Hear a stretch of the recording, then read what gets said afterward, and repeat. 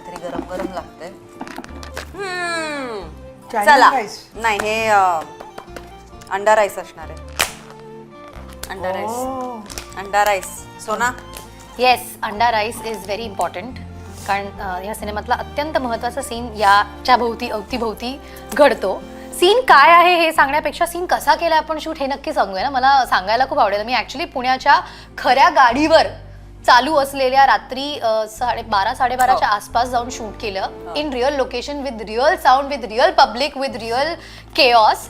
आणि अत्यंत इमोशनल आणि अत्यंत इंटरपर्सनल सीन होता. त्यामुळे आम्ही लिटरली एकमेकींची कशी आहेस तू वगैरे या सुरात या लेवलवर कनेक्ट करायचा मोठा दिवस प्रयत्न करतोय. हा झाल्यानंतर खूप थकलेल्या अवस्थेत आपण तिकडे हो.